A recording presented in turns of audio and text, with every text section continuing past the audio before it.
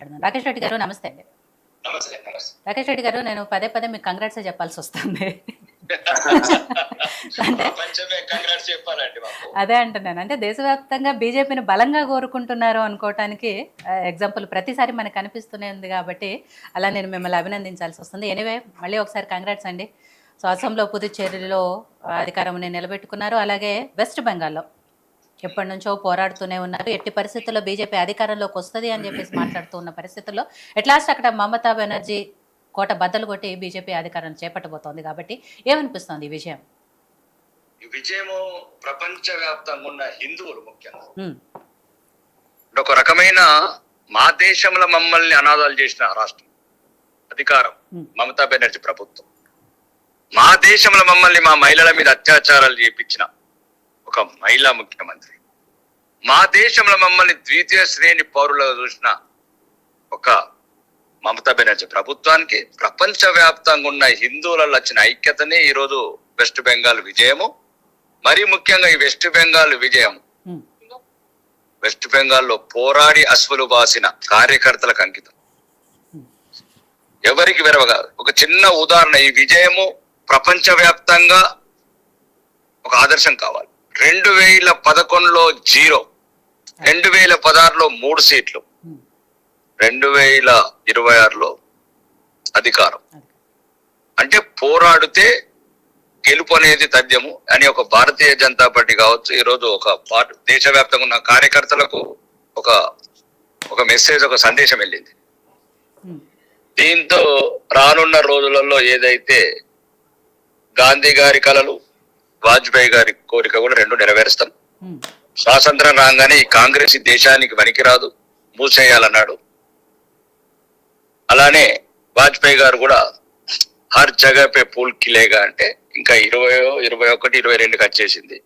ఇంకొక 2 రాష్ట్రాల్లో ఉంది. ఆ 2 రాష్ట్రాల్లో కూడా క్లీన్ స్వీప్ చేసి కాంగ్రెస్ విముక్త భారతం చేస్తాం. మొత్తానికి భారతదేశం కాషాయ జెండా ఎగరేస్తానంటారు. కాషాయ జెండా భారతదేశం. భారతదేశం మాది, మా పూర్వీకులది, మా తాతలది, మా ముత్తాతలది. ఇతర మతాలు పుట్టక ముందు పుట్టిన ధర్మం మాది, దేశం మాది, సముద్రం మాది. చెప్పండి, ఎక్కడ ప్రపంచంలో హిందూ మహాసముద్రం తప్ప ఇస్లాం సముద్రం ఉందా? క్రైస్తవ సముద్రం ఉన్నదా? ప్రపంచమే మాది అంటుంటే ఇంకా భారతదేశం అంటారండి. మొత్తం కాషాయమయం చేస్తాం. భారతదేశంలో ఒక స్వచ్ఛమైన పరిపాలన, ప్రజాస్వామ్యయుతంగా సబ్కా సాత్, సబ్కా విశ్వాస్, సబ్కా వికాస్. దాంట్లో ముఖ్యంగా ఈరోజు వెస్ట్ బెంగాల్ ఉన్న ముస్లింలకు కూడా ప్రత్యేకంగా కృతజ్ఞతలు చెప్తున్నాం. ముస్లింలు చాలా మంది, వేలాది, లక్షలాదిగా బహిరంగంగా భారతీయ జనతా పార్టీ జెండని, కాషాయ జెండని, కమలం జెండని ముద్దాడినరు. ఆ జెండని ఎగిరేసారు. ప్రత్యేకంగా ఇతర మతస్థులు, ముస్లింస్ కావచ్చు, క్రైస్తవులకు కావచ్చు ప్రత్యేకంగా ధన్యవాదాలు. అయితే రాకేష్ రెడ్డి గారు, ఇక్కడ వెస్ట్ బెంగాల్లో చూసుకుంటే సారాంశం చాలా కీలకంగా పనిచేసింది. చాలా మంది దాని మీద విమర్శలు చేశారు. ముఖ్యంగా మమతా బెనర్జీ దీని మీద పెద్ద ఎత్తున పోరాటం చేశారు. భారీ ఎత్తున ఓట్లు తొలగించారని చెప్పారు. నిన్న కాక మొన్న కూడా ఆవిడ కోర్టుకు వెళ్ళారు. ఏదైతే ఎలక్షన్ కౌంటింగ్లో కూడా కేంద్రం జోక్యం ఉండకూడదు అని కోర్టుకు వెళ్తే అక్కడ కూడా ఆవిడకు చుక్కెదురైంది. ఇలాంటి రకరకాల అంశాలు ఉన్నాయి. అయినా కూడా బీజేపీ అక్కడ అధికారం, అంటే ఆవిడ పోరాటం ఎక్కడ ఫలించలేదు అనేది క్లియర్గా అర్థమవుతుంది. అక్కడ జనాలు మార్పు కోరుకుంటున్నారు అనే దాంట్లో బీజేపీకి పట్టం కట్టారనేది స్పష్టంగా కనిపిస్తుంది. ఇక తమిళనాడు విషయం తీసుకుందాం ఒకసారి. ఎందుకంటే తమిళనాడులో మీరు చాలా ప్రయత్నం చేశారు, ఏఐడిఎంకేతో ఉన్నారు. అండ్ విజయ్తో జత కట్టడానికి పవన్ కళ్యాణ్ గారిని రాయబారిగా పంపారు. బట్ ఆ చర్చలు ఫలించలేదు. ఆయన సింగిల్ గానే పోటీ చేస్తానన్నారు. ఇవాళ ఆయన విజయం దిశగా ఉన్నారు. ఈ రిజల్ట్ ని ఎలా చూస్తారు? ముఖ్యంగా మా మిత్రుడు విజయ్ కు శుభాకాంక్షలు. ఒక స్వచ్ఛమైన రాజకీయాలు తీసుకొస్తానని తమిళనాడు రాజకీయాలకు వచ్చాడు. ఒక యువ రాజకీయ నాయకుడు, ఎటువంటి కల్మషం కలంకం లేని రాజకీయ నాయకుడు. తమిళనాడు యువత, సమస్త తమిళనాడు ప్రజలు కోరుకున్నారు. దాంట్లో మనం ఎంత వీళ్ళేం లేదు. ఒకే పొత్తులు ఒక్కోసారి కుదురుతుంది, కుదరకపోవచ్చు. పొత్తులు కుదిరినా కుదరకుండా మా మిత్రుడే విజయ్. ఎందుకంటే అక్కడ ఏదైతే దేశాన్ని ద్వేషించి, హిందూ జాతిని ద్వేషించే స్టాలిన్ ప్రభుత్వం దిగిపోవడం ఈ రోజు మాకు పెద్ద విజయం. మా రాముడు గుడి కట్టుకున్న రోజు అయోధ్యలో తమిళనాడు ప్రజలు టీవీలో లైవ్ లో చూస్తామంటే లైవ్ కట్ చేసిన ఒక నాయకుడికి సమాధానం దొరికింది రోజు. కాబట్టి భారతదేశంలోని ఏ రాజకీయ నాయకుడన్నా మమ్మల్ని ద్వేషించకండి, ద్వేషిస్తే ఫలితాలు ఎలా ఉంటాయి. ఒక ఏదైనా తమిళనాడు ప్రజలకు ప్రత్యేకంగా శుభాకాంక్షలు చెప్తూ రానున్న రోజులలో ఆ పరిపాలన మంచి, కొత్తగా ఎవరైనా పరిపాలన మంచి సాగించాలని కోరుకుంటున్నాము.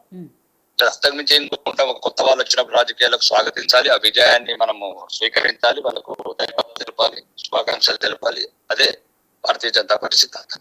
అయితే విజయానికి దగ్గరగా ఉన్నారు, ఆల్మోస్ట్ మ్యాజిక్ ఫిగర్ కి దగ్గరగా ఉన్నారు. కానీ ఏం జరుగుతుందో చెప్పలేం కాబట్టి ఒకవేళ హంగ్ వచ్చే పరిస్థితి వస్తే ఏంటి ఏఐడిఎంకే పరిస్థితి, టీఏవీకే జత కడతాయా? అవన్నీ కేంద్ర పార్టీ నిర్ణయిస్తుంది. అలాగే అందరు విజయ్ మా మిత్రుడు అన్నప్పుడు అర్థం చేసుకోవాలి. అర్థమైంది, మళ్ళొకసారి క్లారిటీ తీసుకున్నాను అంతే. క్లారిటీ విజయ్ మా మిత్రుడు అంటేనే దాన్ని అర్థం చేసుకోవాలి. మీరు సీనియర్ జర్నలిస్ట్ కాబట్టి మీకు అవసరం లేదు. విజయ్ ఉన్నా అజయ్ ఉన్నా మేము చెప్పినట్టు వినాల్సిందే. భారతదేశం ఇప్పుడు మాతో పరిపాలన అభివృద్ధి చెందాలా, డబుల్ ఇంజన్ సర్కార్లకు పోవాలా, దేశం రాష్ట్రం అభివృద్ధి చెందాలంటే కేంద్ర ప్రభుత్వంతో సంయుక్తంగా పోవాల్సిన అవసరం ఉంది ఈరోజు దేశంలో. రైట్, మీరు అన్నట్టుగా దేశం మొత్తం కాషాయ జెండా ఎగరాలి. ముఖ్యంగా తెలంగాణలో నెక్స్ట్ పరిస్థితి ఏంటనేది కూడా చూద్దామండి. మీరు చాలా కాన్ఫిడెంట్ గా ఉన్నారు, ఇంకో 2-3 రాష్ట్రాలు ఉన్నాయి, అవి కూడా క్లీన్ స్వీప్ చేస్తాము అనేది చూద్దాం భవిష్యత్తులో. రైట్, ఎనీవే థ్యాంక్ యూ అండి, once again congrats. Right, so Narasimha Naidu గారు చెప్పండి విజిత గారు. సో మీ బీజేపీ ఎమ్మెల్యే రాకేష్ రెడ్డి గారు మాట్లాడినవి చూశారు, చాలా ఉత్సాహంతో ఉన్నారు. ఇదే